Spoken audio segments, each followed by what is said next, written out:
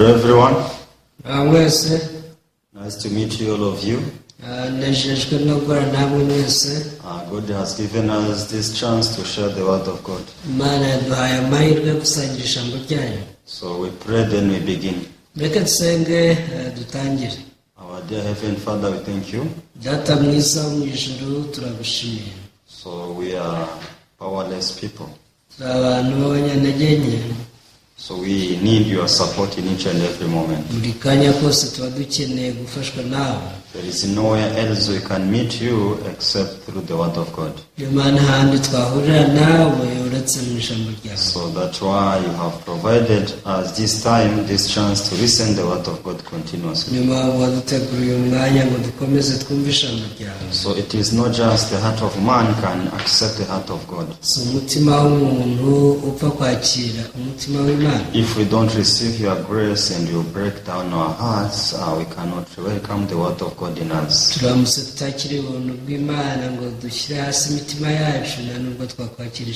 we hope that you bless us through this time. In the name of Jesus we pray everything. Amen.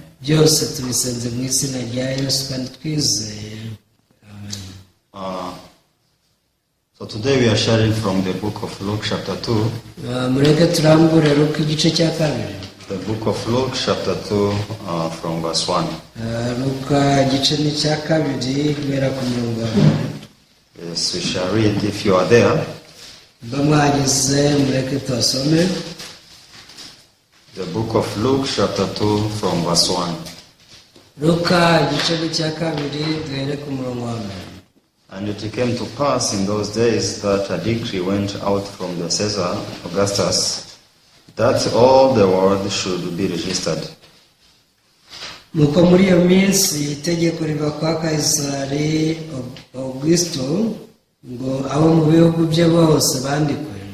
This census first took place while Quirinius was governing Syria.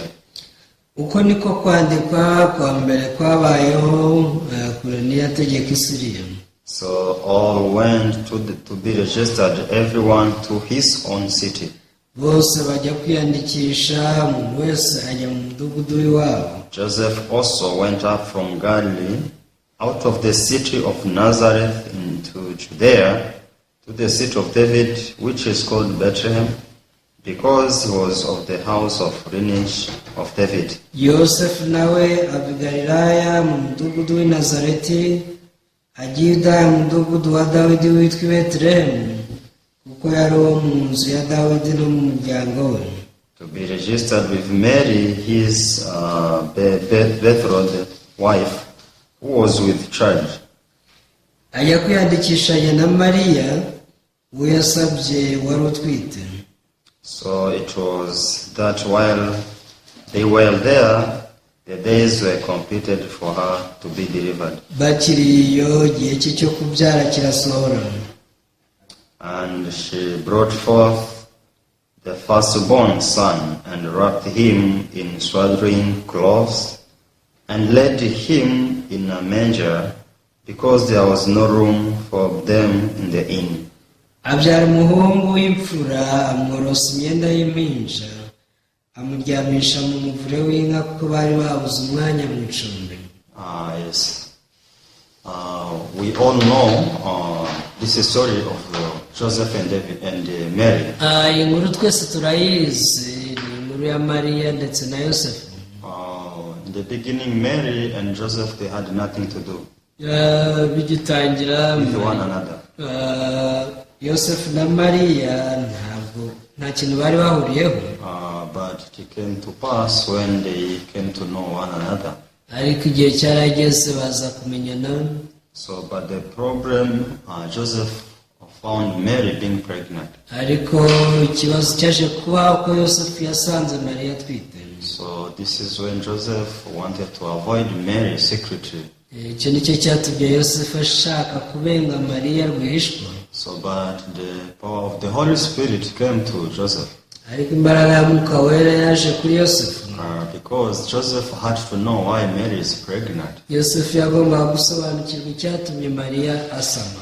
So maybe he thought Mary committed adultery. yatekereza ko mariya yaba yaramuciye inyuma. So for Mary to explain this, it was impossible for Joseph to understand. kuba mariya yabisobanurira yosefu ntabwo yari kubishobora. So but the Holy Spirit was able to convince Joseph. ariko umwuka we yabashije kubyemeza yosefu. So Mary is pregnant but is by the Holy Spirit. aramubwira ati mariya nubwo atwite inda ya mwuka wera. So he will begot a child, a son, and his name will be called Jesus because he will be the savior of all world. dore azabyara umuhungu uzamwite yesu kuko ari uzakiza abantu bose ibyaha byabo. He will take all your sins away. ibyaha byanyu byose niwe uzabyitaho. He will take all the sins of your parents. azakuraho ibyaha by'ababyeyi banyu.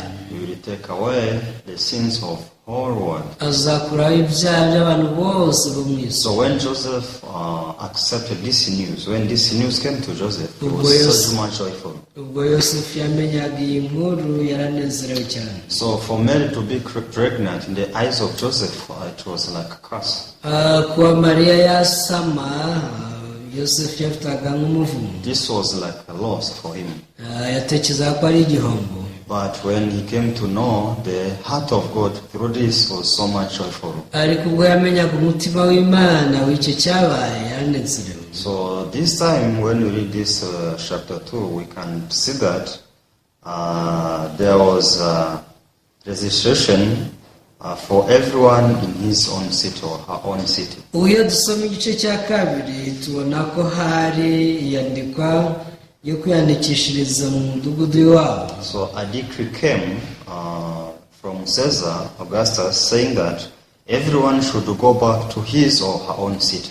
itegeko riva kwa Kaisari Augusto ryabategetse ko buri wese ajya mu mudugudu wabo kwiyandikisha. So if I stay in Kigali, I had to go back in Karongi mu to be gihe registered. ndi kuba i Kigali nagomba kujya iwacu Karongi ngo niyandikisheyo. So if you stay in Kigali, maybe you have to go back in Rwamagana, in your home city, so that you can be registered. abandi mwashobora kujya i Rwamagana cyangwa se mu yindi mijyi iwanyu kugira ngo mwiyandikisheyo. So anyway, it was impossible to be registered in any kind of place you wanted, only in your hometown. icyo bivuze ni uko utagomba kwiyandikisha aho uri ahubwo wiyandikishaga aho uvuka. So this time Mary and Joseph, they were not living in their hometown. rero mariya na yosefu ntabwo babaga iwabo. So they had to go back in Judea, in Bethlehem to be registered. bagomba kujya i Yudaya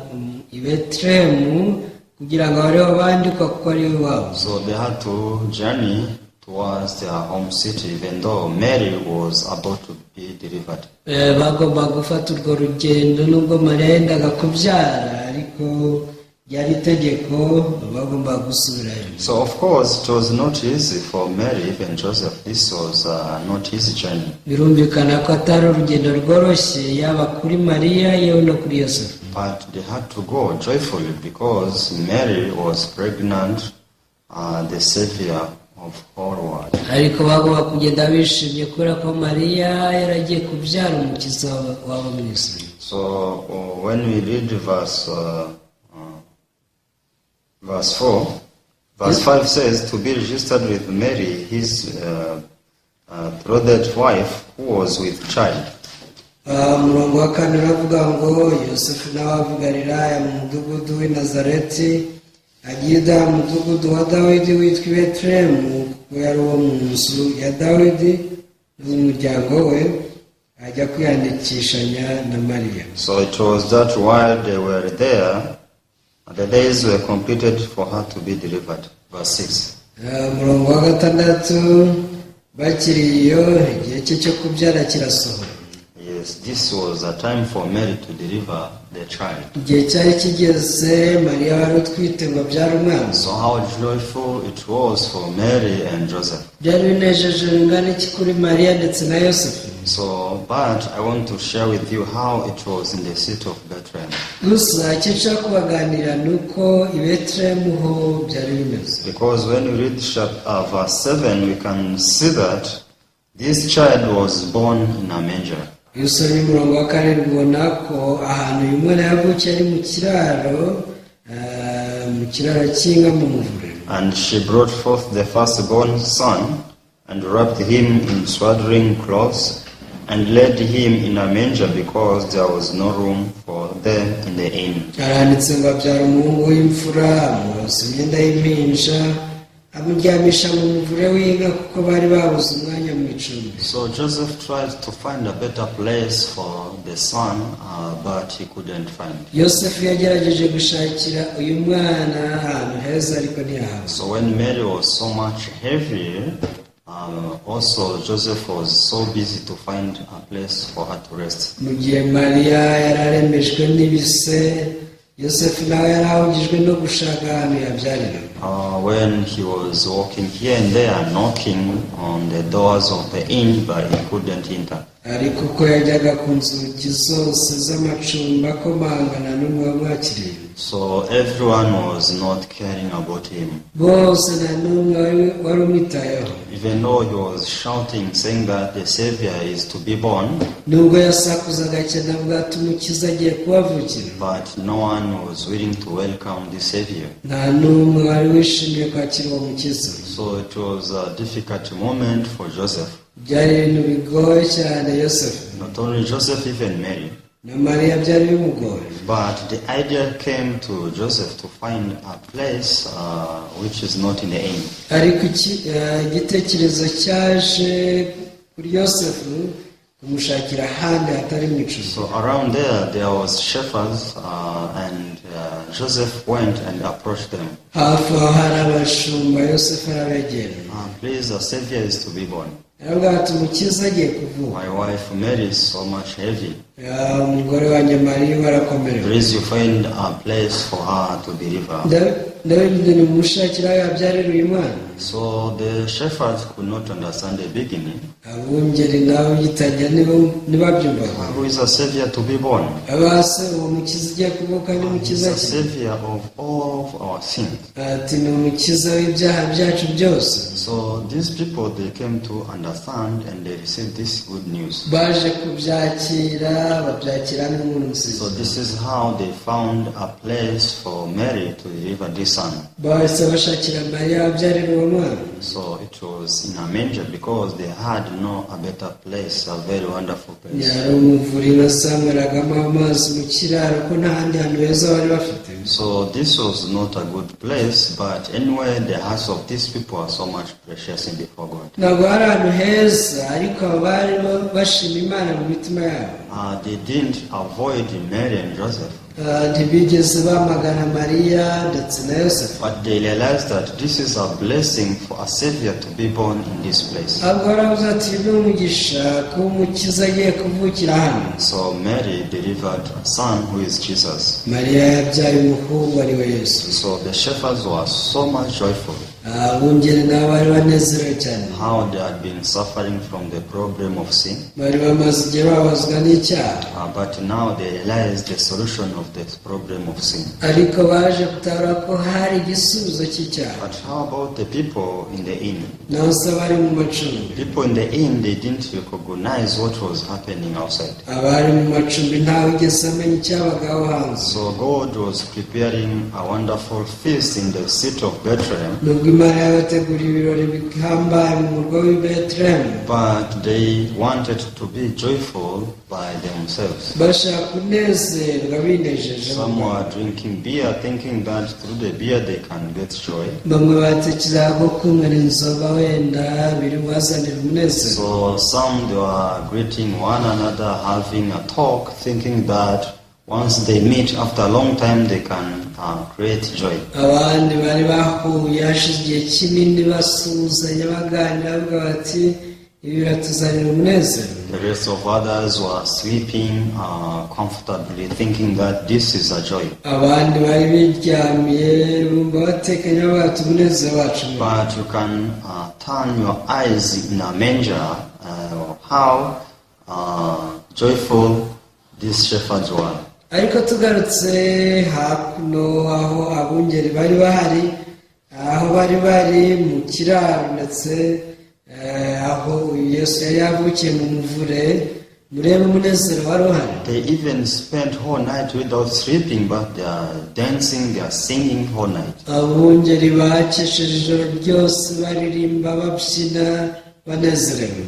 Amen, because all my sins are going to be forgiven. bavuga bati Imana ishimwe kubera ko ibyaha byanjye byose bigiye kubonerwa bigiye kubabarirwa. So you cannot compare the joy in the hearts of these shepherds and the joy in the hearts of people sleeping therein. ntabwo ushobora kugereranya umunezero abungeri bari bafite mu mitima yabo n'uw'abantu bari mu macumbi. So this is the image of how some people they receive Jesus and others they avoid Jesus. iyi ni ishusho neza y'uburyo abantu bamwe bakira Yesu Kristo abandi ntibamwakira. The Bible is trying to show us who can receive Jesus in his or her heart. Bibiri kugerageza kutwereka umuntu ushobora kwakira Yesu mu mutima we. So people who think that they are okay, abatekereza ko nta kibazo bafite bose, people who think that they know, abatekereza ko bazi byose, so these people they don't try to know why Jesus was born. bene abantu bajya bashishikazwa no kumenya impamvu Yesu yavutse. So they are not eager to know why Jesus is called Jesus. Ntibaba bakeneye no kumenya impamvu yiswe Yesu, So they don't care. ntibabyitaho. They think that the way they are is enough. batekereza ko bameze bihagije. But how wonderful it would be if they could have realized that a person who is to be born is Jesus, is a savior of their sins. hasi bihuje bingana iki baramutse batawe bati umuntu ugiye kuvuka n'umukiza ni Yesu wo kudukiza ibyaha. But the problem is they thought that they are doing spiritual life well. ariko ikibazo batekereza ko babaga ubuzima bw'umwuka neza. So they thought that they are the sons of God. batekereza ko ari abana b'Imana, They are the children of Abraham. ko ari abana b'Aburahamu. So they thought that everything is going well. batekereza ko ibintu byose bigenda neza. But they didn't take care about Jesus who was to be born for them. ntibigeze bita kuri Yesu wari ugiye kubavukira. So even today these things are happening. n'uyu munsi biracyabaho. So people they think that since they attend service in this church and that church, abantu batekereza ko kuba bajya mu rusengero runuru that is okay with them. ibyo bibahagije. So when they receive the word of God showing that all their sins are forgiven, they iyo are not willing to listen. bumvise ijambo ry'Imana ribabwira ko ibyaha byabo byose byababariwe ntibaba bakeneye kubyakira. So because they think that in our church we are doing spiritual life well. baba bibwira bati mu itorero ryacu tubaho ubuzima bw'umwuka neza. So what are you talking about? ese ibyo uvuga ni ibiki? Who can say that is righteous? ninde wavuga ko ari umukiranutsi? So do you think just to be born of Jesus is enough for us? We are righteous? ese utekereza ko kuba Yesu yatuvukiye biduhagije? So do you think that the name of Jesus is enough to say that we are righteous? utekereza ko izina rya Yesu rihagije kuvuga ko turi abakiranutsi?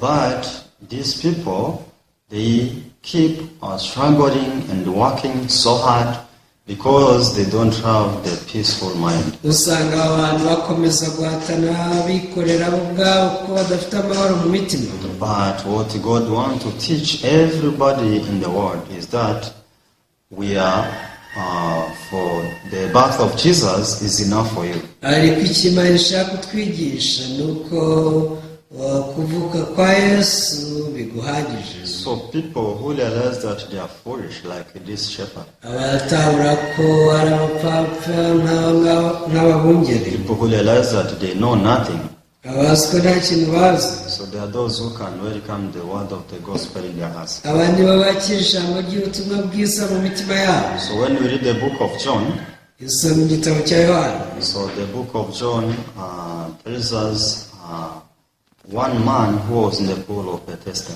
igitabo cya Yohana kitubwira umuntu umwe wari wagiye ku kidendezi cya Betesida. So it is not that Jesus found only this man on the pool of Bethesda.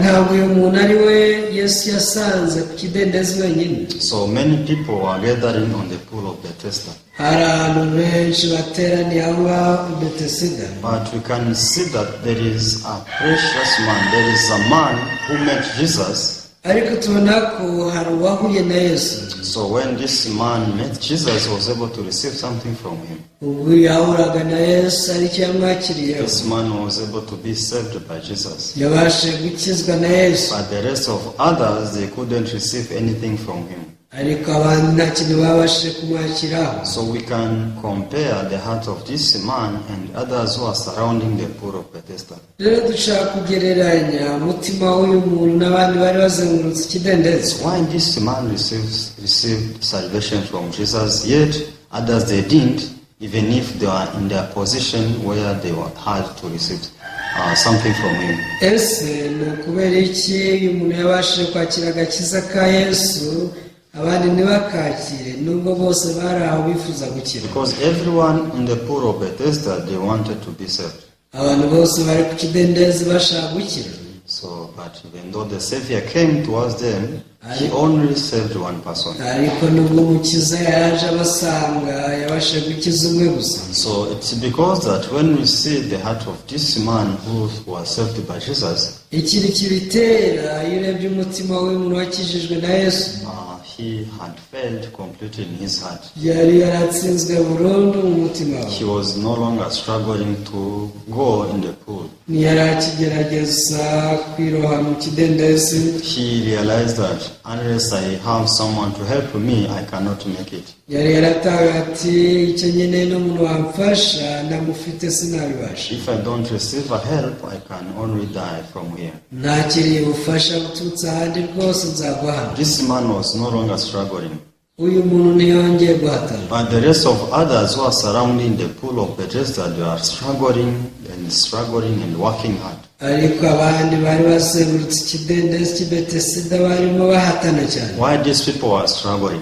kubera icyo bahatanaga? It's because they had the mind to think that once I can make it. bibwiraga ko bashobora kubigeraho inshuro imwe byuzuye. So they thought that they have power. bari bazi ko bafite izo mbaraga. So if they have power, they cannot receive help from Jesus.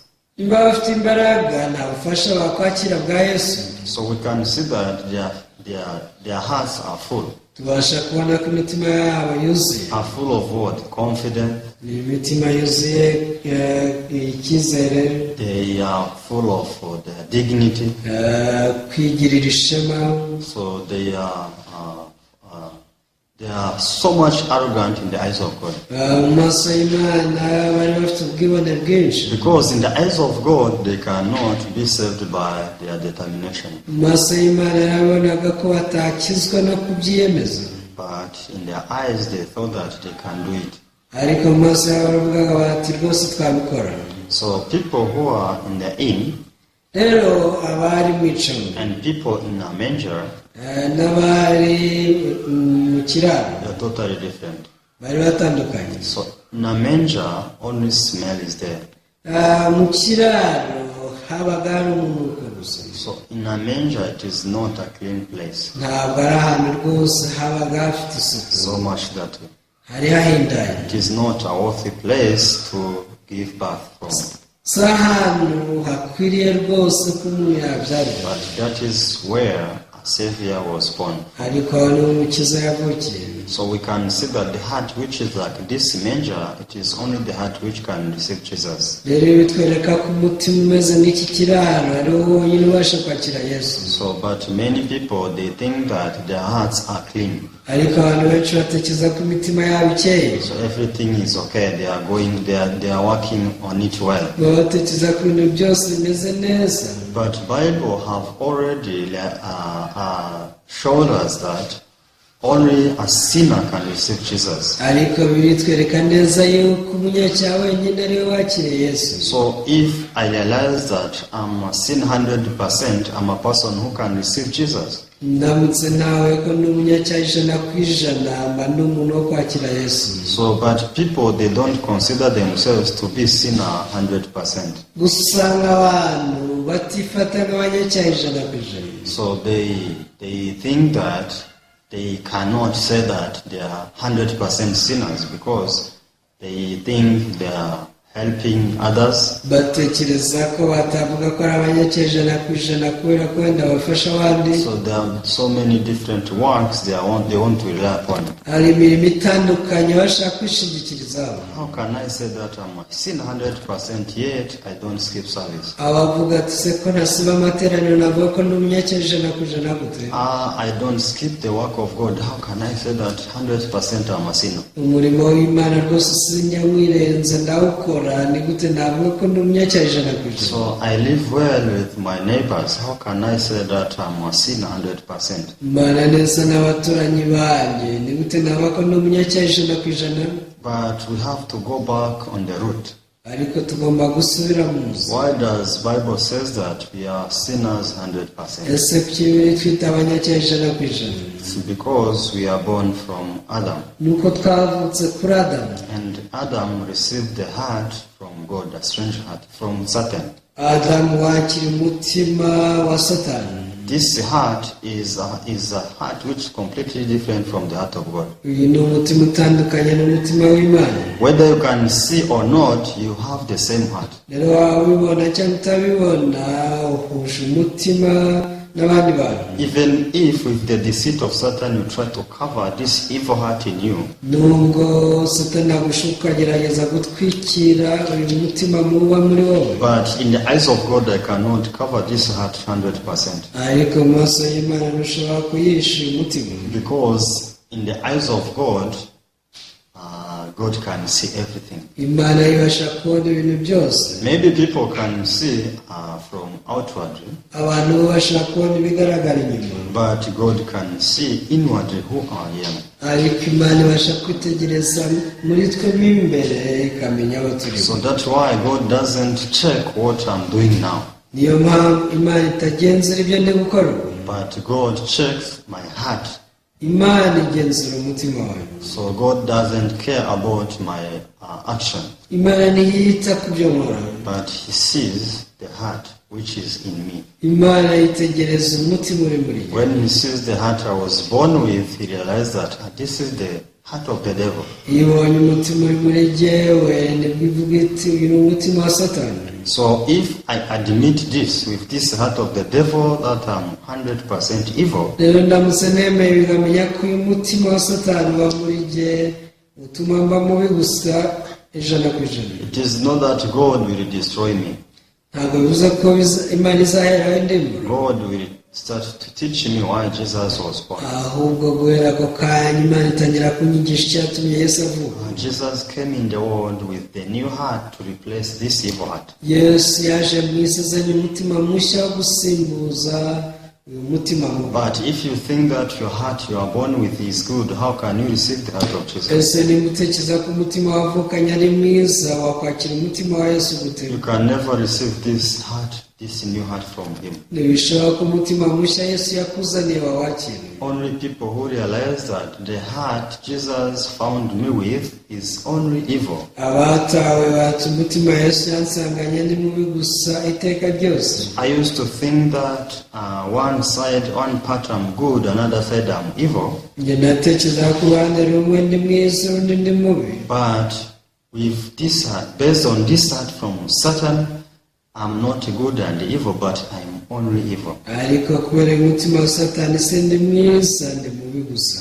So people who realize this, the people who realize their true image in this way, abatasha yawe y'ukuri muri ubu buryo, so there are those who can understand why Jesus was born in this world. abandi babasha gusobanukirwa icyatumye Yesu avukira mu isi. For such people, Jesus can born in their hearts. abantu nk'aba Yesu avukira mu mitima yabo. So the hearts of these people are same as the hearts of these shepherds in the manger. imitima yabo rero imeze nk'iy'ababungeri bari ku gikumba. So unless we learn Bible in this way, rero turamutse tutize Bibiliya muri ubu buryo, so even though we can sing the birth of Jesus, nubwo twaririmba ivuka rya Yesu, even though we can celebrate the birth of Jesus, nubwo twahimbaza ko Yesu yavutse, so for sure this cannot prevent us to perish, ibyo ntabwo byatubuza kurimbuka. because what God will see is in our hearts. urabona Imana izareba ni ikiri mu mitima yacu. If we depend on the carnal mind or if we depend on the heart of Jesus. rero izareba niba twishingikiriza ku mutima wa kamere cyangwa se ari uwa Yesu twishingikirizaho. So when we read the Bible, we can see a tax collector and one man who was boasting on his works. iyo usomye Bibiliya abona umukoresha w'ikoro n'umufarisayo wari urimo wiyemera. So a tax collector had nothing to rely upon. umukoresha w'ikoro nta kintu yari afite cyo kwishingikirizaho. But when we see this Pharisee who was lying upon his deeds, ariko witegereje uyu mufarisayo wari ufite ibintu yakoze yishingikirijeho. so to speak this in the eyes of God was nothing.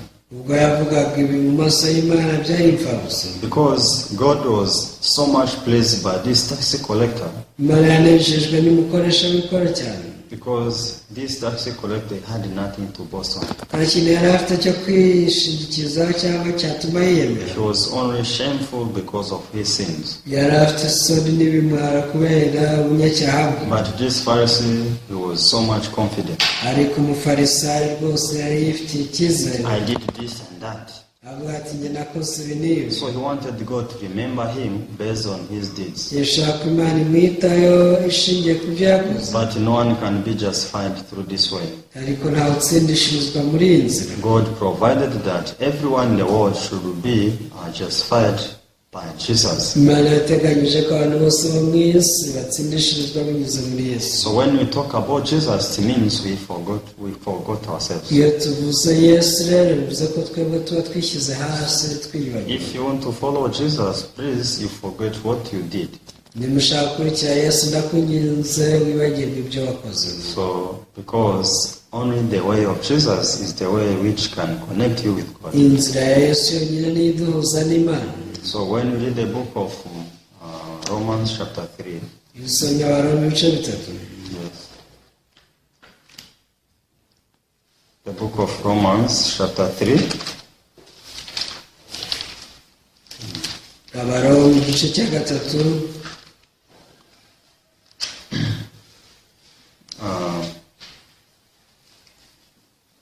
Romans chapter 3 verse 11. Abaroma ibice 3 umurongo wa 11. So let's start from verse 10 and 11. Kadere ku 10.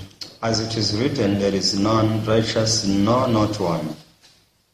nuko byanditswe ngo ntawe ukiranuka n'umwe. There is none who understands, there is none who seeks after God. ntawe umenya, ntawe ushaka Imana. This is what the Bible says. iki ni cyo birivuga. So when Bible says like this, iyo biri tubwiye gutya, he is talking about our nature, our origin. ibi bivuga ku nkomoko yacu.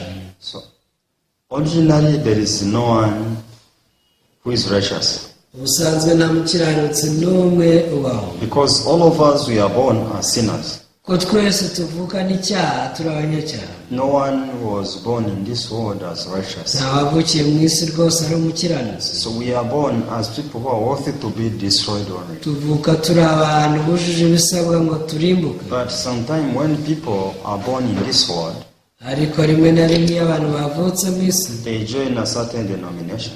usanga rimwe na rimwe bajya mu idini runaka. So when they are in this denomination, they think that, now my life changed. iyo bageze mu idini bari bafite ubuzima bwanjye bwarahindutse. So I'm no longer a sinner nyiri umunyabyaha because I'm serving the Lord. ubu ndi gukorera umwami. But that is not the issue. ariko icyo si cyo kibazo. Because God wants people to know their true nature. Imana icyo ishaka ni uko abantu bamenya ishusho yawe y'ukuri. Because Satan does is to teach people how they can cover their evilness. ibyo Satani akora ni ukwigisha abantu ko batwikira ububi bwabo. But when Satan is teaching people like this, it's like in the time of Adam and Eve, when Satan told them to cover themselves with the figs, ariko the leaves of figs.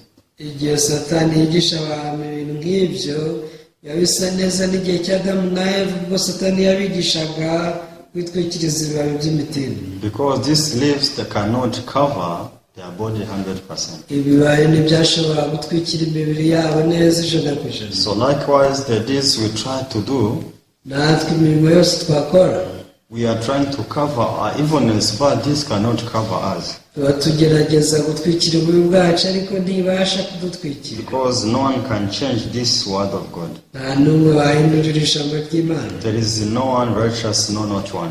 ntawe ukiranuka habe n'umwe So what if I help us, a poor people? uti se igihe mfashije abakene Still Bible says there is no one righteous, no not one. nubwo ntabwo birakubwira ngo ntawe ukiranuka n'umwe So what if I go in the church every day, every time? uti se ndamutse ngiye mu rusengero buri munsi sinsibe Still Bible is saying there is none righteous, no not one. ariko nubwo birakubwira ngo ntawe ukiranuka habe n'umwe What if I give my possession to help the poor? uti se nindanga ibyanjye byose ngo bifashe abakene So still Bible is saying there is none righteous, no not one. ariko na nubwo bizakubwira ngo ntawe ukiranuka habe n'umwe So what if I give myself to be burned, uti se ninitange ngo ntwikwe to sacrifice for others? kugira ngo nitangire abandi Still Bible is saying there is none righteous, no not one. ariko n'icyo gihe birikomeza kubwira ngo ntawe ukiranuka habe n'umwe So we need to understand this, that our deeds cannot justify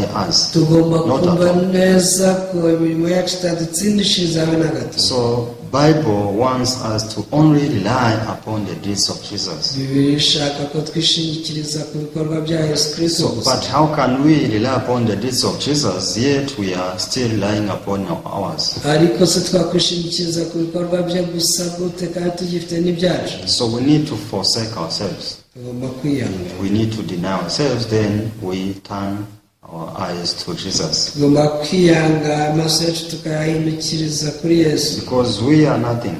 ntacyo turi We cyo cannot be accepted by God. ntitwakwemerwa n'imana Only Jesus is accepted. yesu niwe wemerwa wenyine Only God is so much happy with Jesus. imana yishimira yesu cyane But my nature cannot please God.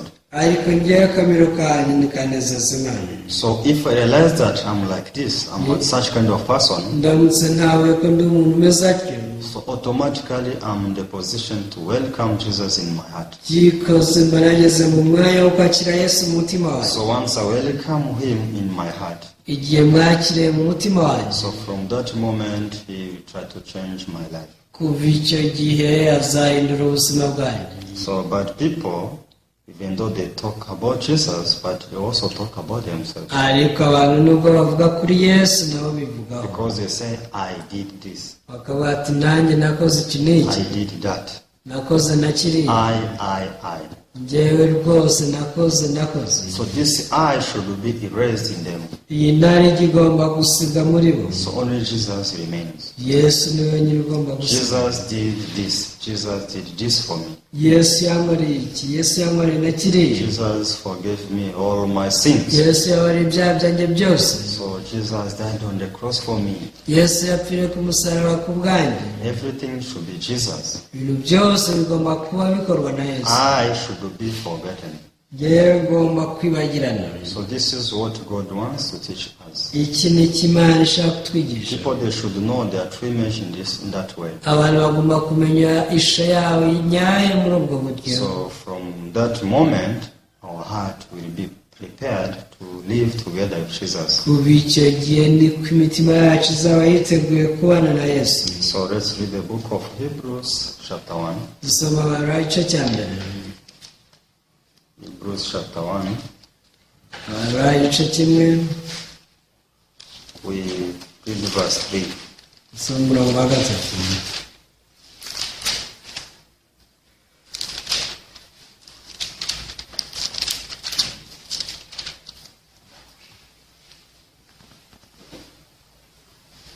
Hoping the righteousness of his glory and the express image of his person, and upholding all things by the word of his power, when he had by himself purged our sins, sat down at the right hand of the majesty of high.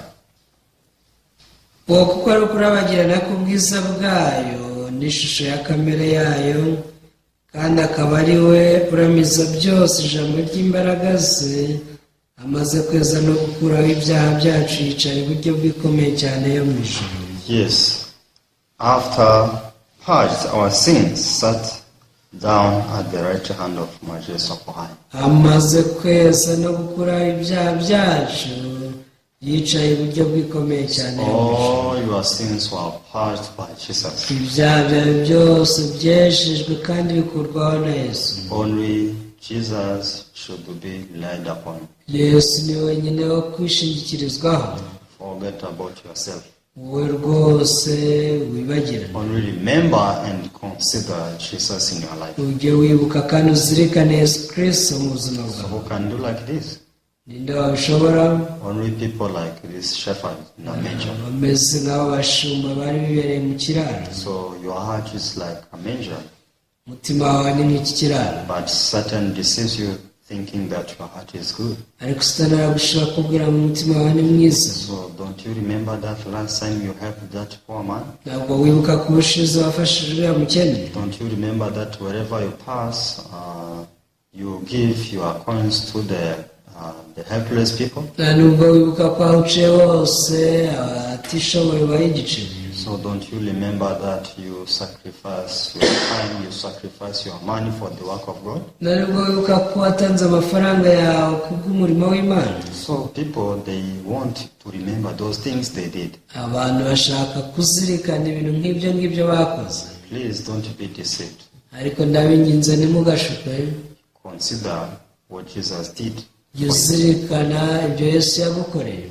That is the will and that is the heart of God. ibyo ni byo Imana ishaka, uwo ni umutima Imana ishaka kuguha. So I hope we realize and recognize who we are before God. niringiye ko ibyo twabitahura tukamenya aho turi imbere y'Imana. So if we realize who we are exactly based on the Bible, we will not miss all blessings prepared by God. dutahura ibyo byose bishingiye kuri Bibiliya, nicyo gihe tuzabasha kwakira ubufasha bw'Imana. So thank you so much. murakoze cyane. I'll end up here. reka nsoreze hano. Let me pray. dusenge. Father, we thank you. data turagushimiye. We thank you for the word of God. tugushimira ijambo ryawe. For sure, our hearts are so dirty. nukuri imitima yacu irahindanye cyane. So to be that, it's not a problem because that is a blessing. ariko kwandura si ikibazo cyacu. But we want to solve this problem by ourselves. ikibazo ni uko dushaka kwikemura iki kibazo. Because those dirty people, those helpless people, they are those who can receive the help of Jesus. nyamara abanduye bahindanye bene batakwifasha nibo bakira ubufasha bw'Imana. Lord, you allow us to admit our evilness by nature. nyagasani twemerere twakire ububi bwacu, twiyakire ko twavutse, So that we can welcome Jesus in our hearts. kugira ngo tubashe no kwakira Yesu mu mitima yacu. So please, you don't allow us to be like these people in the inn. ntutume tubaho nk'aba bari mu macumbi. So you allow us to be like these shepherds in a manger. ahubwo duhe kwakira umutima w'abashumba bari ku biraro. In the name of Jesus, we pray everything. tubisenze byose mu izina rya Yesu. Amen. amen. Thank you so much. See you next time. murakoze nawe utaha.